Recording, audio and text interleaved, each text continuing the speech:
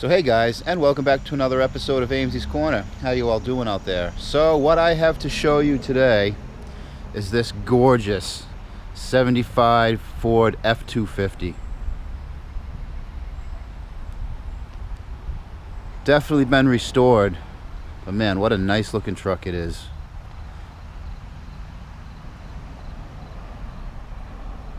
So, the most striking feature for me on this truck is it's a twin grill Ford.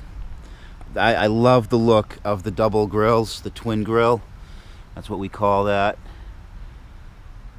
I don't really care for the bull bar in the front. I think it gets in the way. I think there's kind of a busy front end, looks good without it, but yeah, this is my favorite old body style pickup truck right here, the twin grill. The later versions of this would have had a big open grill, one big grill, which I think was a little too plain Jane for me, but I think the character of this just makes these trucks pop. Now, I had one of these when I was younger. I didn't get to enjoy it. It was actually a two-wheel drive version of this truck with a 429 in it, twin grill. There's the interior, a little bit of a work in progress with the door skins missing. Those didn't fare too well. Those could be hard to find a set in good shape, but yeah. Where's my rental? Yeah, you wish.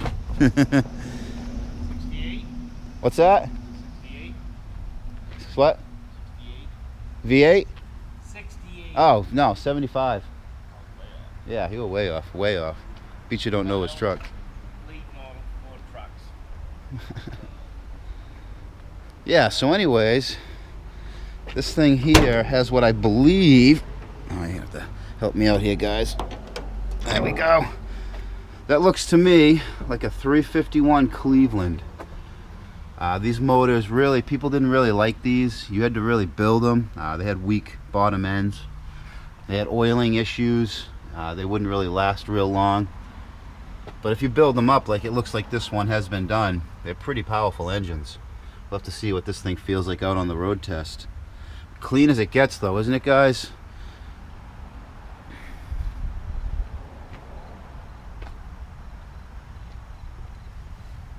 These American racing wheels, they look all right.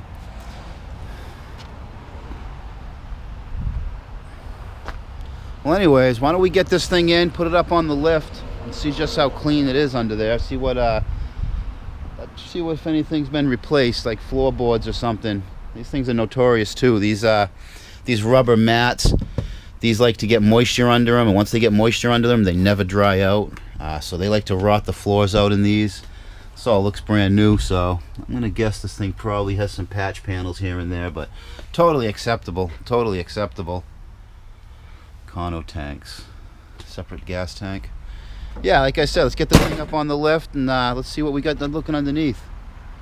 Man, it definitely looks nice on the outside, huh, boys? Awesome. All right, guys, we got this thing up on the lift. Let's just see how she looks underneath, shall we? So, the first thing that strikes me on this truck, because I did not know they did this, is it uses a divorced transfer case.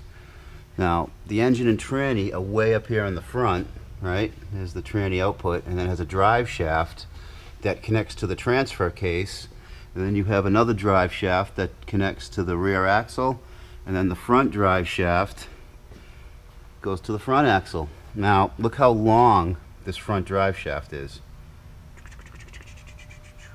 And then the rear drive shaft is, 3 feet long. Interesting. I didn't know I guess I didn't know they did this. Maybe I should, considering I love these trucks so much. But I'm into the two-wheel drive version of this truck. That's what I used to own. And then another interesting thing is the Burfield joints. I believe that's what those are called, Burfields, right? When they're all enclosed like that. Keeps the mud out of the U-joint. Kind of a pain if you got to work on them, though. They got to be shimmed just right. Drum front brakes, pretty common for this era. And there's that 351 Cleveland motor. Nice long tube headers on it. I think sounds nice. We'll hear that in a minute. And here's that auxiliary fuel tank. I think that's an aftermarket add-on, actually. Or is that the factory? No, the factory tank's in the truck, in the cab. So yeah, that would be an aftermarket add-on maybe. Or maybe not, maybe somebody out there knows. And we got nice leaky, what is this, an NP, new process transfer case. Looks like it's had a little bit of a rough life. But these things are pretty bulletproof. Oh, interesting. These are the big long shift linkages for the 4 low, 4 high, 2 4-wheel drive. We got just regular OE hubs. Real clean under here, real nice. See those floors. Oh yeah, definitely been patched. Real small patch though. Real small patch up by the weld there. You see or up by the pinch weld there, the rocker. And the other side. A little bigger patch on this side. Common issue, that rubber mat on these really. That gets wet under that mat, forget about it. Eats your floors up. And wow, look how clean that bed is. Is that all? I can't see from here, but that looks like all original. Looks like all original wheel arches, even the inner arch. Wow, I think this is the cleanest bed I've ever seen. We get something to nip in the bud right there. You may want to get on some phosphoric acid and keep this thing undercoated, because that's not going to get any better. We got over here, same thing. Yeah, just starting over here. May want to get some phosphoric acid, get some rust mort under here and convert this stuff before it eats this thing up any worse. Nice. Very clean. Very clean. Looks like a brand new tranny. Wow. Was that AOD? Or was that before the AOD? Anybody know? Anybody know? Maybe that pan. Look at that pan might help you. Yeah, awesome. Awesome truck. So the reason it's here today is we have these finisher panels. Rocker covers, lower valence covers. They go down. That's probably not the one for there, but you get the idea. So I'm not going to be able to, we're real busy at the shop. I'm not going to be able to show you guys putting these on, but I'll insert a picture. How about that? Picture of what it looks like with them on, or maybe a quick walk around at the end of the day. But anyways, yeah, let's get this thing down off the lift. Let's set the cameras up inside of it and see how this thing goes down the road. Something tells me the term we're going to be discussing will be bump steer. There's no track rod. There's no track rod, nothing to keep the axle centered on these. So we'll have to see how this thing feels going around corners and over bumps, but boy, I'm really looking forward to driving this one. It's going to bring back some memories for sure. Let's get to it.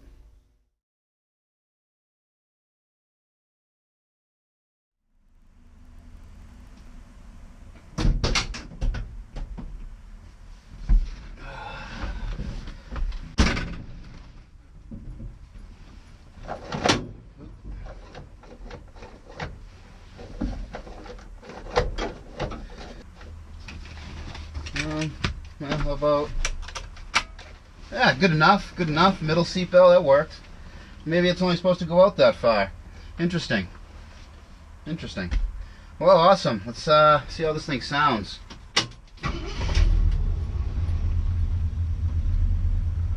Kind of understated, kind of expected it to be a little louder than this. Still sounds nice. Sorry if the microphone doesn't do it justice. So,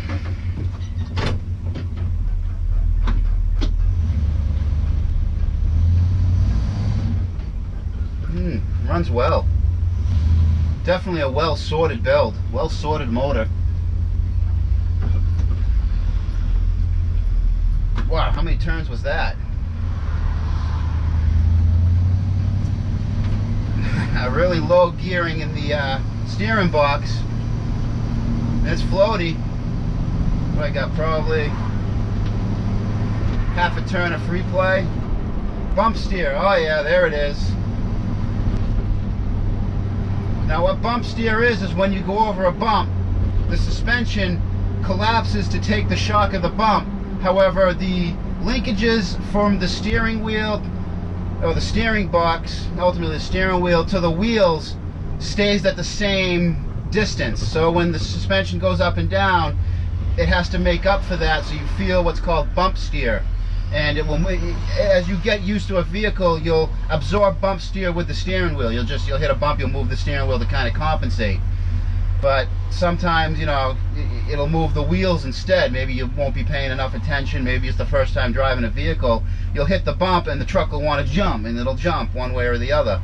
It's kind of an issue with pretty much any all-wheel drive system. They kind of mitigate that with a track bar that goes from the frame to the axle that kind of helps to keep it, the geometry all the same. But yeah, not too bad. Tranny shift's a little on the harsh side. I'm going to guess that this thing has, hold on, boom, definitely has a shift kit in it. Boy, really well mannered. Usually these trucks shake and rattle and roll down the road. I'm doing about 40 now. Usually these things shake, rattle, and roll you all around. Not too bad, not too bad. Waving to the friends.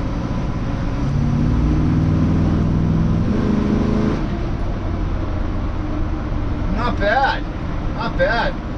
Big torquey motor here, real smooth. I'm impressed.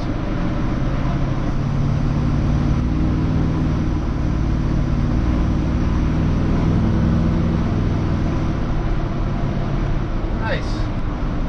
What a nice truck.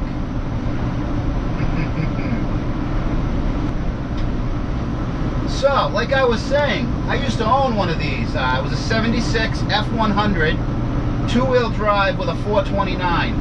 Up here there's a freight company called Crystal Motors Express, and this was one of their parts running trucks. It had the Crystal Motors Express on the doors. It was red, dent side, double grill. But unfortunately I didn't have my license when I had this truck. I lived near a railroad bed. I know in some of my other videos we've gone exploring around this old abandoned railroad bed, and there's a section of it they've since redone, and it now there's trains running on it. But before those trains, before they brought that back, I had lived on this bed, and I had used this truck to just pretty much just beat the truck on off-road up and down this railroad tracks. And I remember this one day I wanted to put an aftermarket wheel on it, and I had loosened the nut that holds the steering wheel on, and I couldn't get it off. I didn't have a puller, so I left the nut just a little, you know, finger too loose, not really finger tight. And I just would work it as I was driving the truck, and one day I felt it go pop, and the wheel was loose, and I was like, oh, I can change my wheel. Well, when it happened, I was doing maybe 30 miles an hour down this railroad bed on kind of a high area with probably a 20-foot drop on either side. My little brother at the time, he was probably 16, 17, was in the passenger seat. And we're going down this perfectly straight railroad bed, and I take the nut all the way off and kind of palm it. And I go to my brother, AJ, his name was AJ, I go, AJ, quick, take the wheel. And I rip the wheel off and I hand it to him while we're driving down these railroad beds.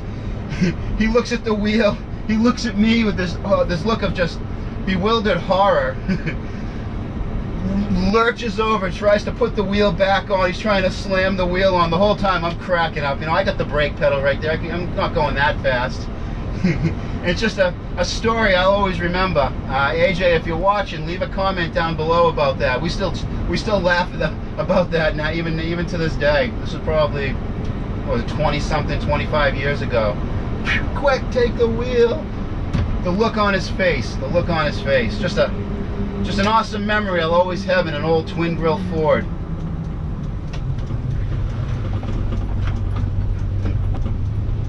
Little wander steer too.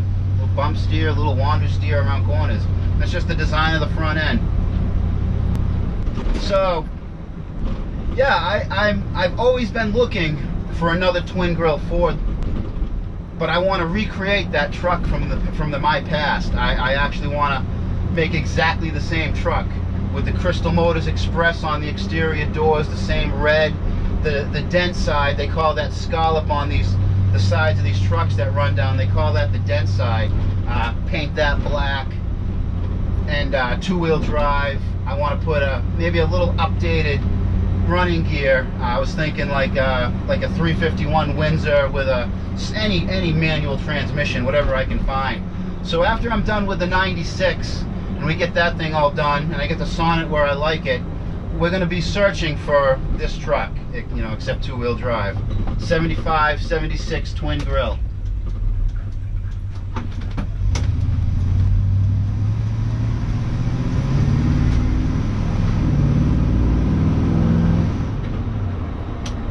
What a nice running vehicle. What a nice truck. And another thing I really like about this truck, I didn't mention on the walk around. Thumbs up, thumbs up. Every vehicle should have one of these in it. Everyone, especially older vehicles should have a fire extinguisher. Any modified vehicle should have the fire extinguisher. Thumbs up on that, bro. Well, all right. Really nice truck. Nicely done. Nicely put together. A little more work left to do, but it looks like just cosmetic, and that's what we're doing today. So yeah, great, awesome vehicle. It's early in the morning. I get to spend the rest of the day wrenching on vehicles, wrenching on cars after a ride in a truck like this. Definitely makes for a nice day. Well, anyways, guys, we gotta get in there and get to work. Thumbs up, much appreciated. I read all the comments in the comment section, even though I may not have time to answer all of them. I try. I recommend checking out my Facebook group, AMZ's Automotive Corner Facebook group. I show a lot of stuff on there that I can't show on the show. A lot of updates or pictures of what might be coming through my corner. So yeah, thanks for watching, guys, and until next time, keep it out of the cabbage. Nice.